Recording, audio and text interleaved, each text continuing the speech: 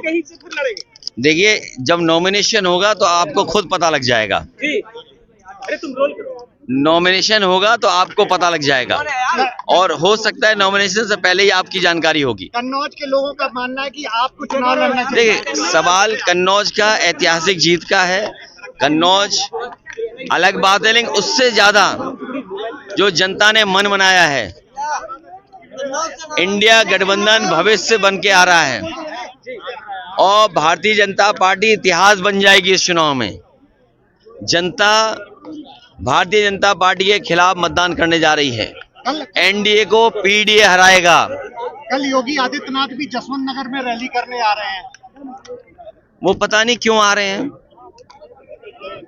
अच्छा है उनका आना। लेकिन मुख्तार अंसारी की रिपोर्ट जो है वो नेगेटिव आई है, उसमें पॉइजन नहीं आया है। परिवार वाले रिपोर्ट पे भी शक कर रहे हैं, आपको क्या लगता है? देखिए, जिस तरीके की बहुत सारी चीजें हो रही हैं, मान लीजिए आज एक पत्रकार जो विदेशी पत्रकार थी, जो अखबारों में हमने पढ़ा, उसे भारत छोड़ने के लिए कह दिया गया। लेकिन वही खबर ये भी मिल रही है कि सरकार ये कह रही क्योंकि वीजा में कुछ दिक्कतें थीं, इसलिए उन्हें विदेश जाना पड़ रहा है, अपने घर जाना पड़ रहा है भारत छोड़ करके। तो सच्चाई क्या है? जो संस्थाएं हैं, वो संस्थाएं बीजेपी के लिए काम कर रही हैं। आपके थाने हैं, तहसील है, जिला एडमिनिस्ट्रेशन है। जब संस्थाएं दल के लिए काम करने लगे, समझ लो लोकतंत्र खत्म हो गया। इसलिए शक करना कोई इस सरकार पे हर चीज पे शक हो रहा है। यही तो सवाल है कि आप क्रेडिबिलिटी क्या है।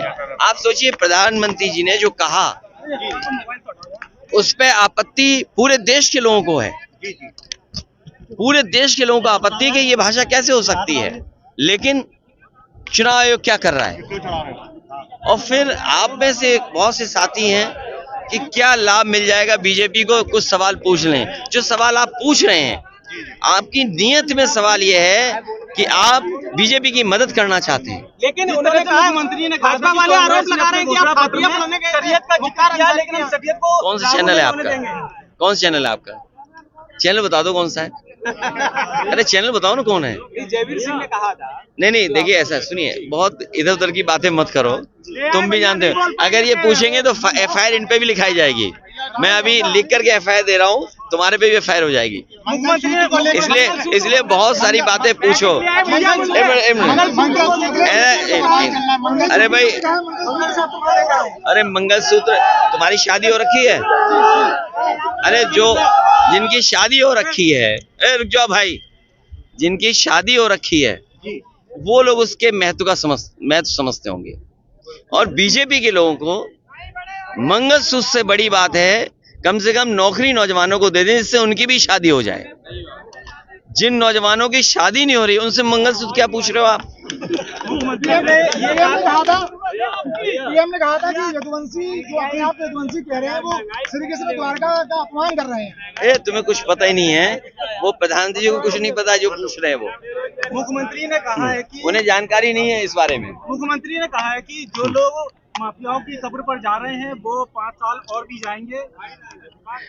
सवाल ये नहीं है, सवाल ये है कि आपने नौकरी कितनी दी, पेपर लीक हो गए आपके, और 10 परीक्षाएं लीक हुई, तो उसका जवाब क्या है आपके पास? कह रहे शरीयत को भी नहीं लागू होने देंगे, जिस तरह से कांग्रेस ने घोषणा पत्र में जारी किया था। बाबा साहब भीमराव अम्बेडकर जी का संविधान हमारे लिए संजीवनी है।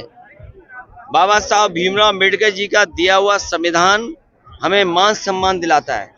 बाबा साहब भीमराव अम्बेडकर जी का दिया हुआ संविधान हमें अधिकार दिलाता है, और उसी अधिकार की वजह से हम और आप खड़े हैं।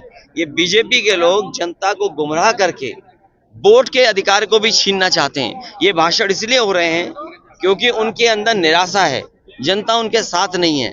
अब निराशा में क्या करें? वो जब वोट मिल नहीं रहा है तो क्या ना करें, मरता क्या ना करता। इसीलिए न विकास पे बोल रहे हैं, न किसान की आय 2 गुनी बढ़ जाएगी उस पे बोल रहे हैं, न बिजली सस्ती होगी उस पे बोल रहे हैं, न कोई बड़ी सड़क बनाई उस पे बोल रहे हैं। बस जनता को गुमराह करने के लिए कर रहे हैं। और मैं आपको कह दूं, अग्निवीर की तरह इन खाकी वालों की भी नौकरी 3 साल की होने जा रही है। ये जो अग्निवीर हुई है अभी,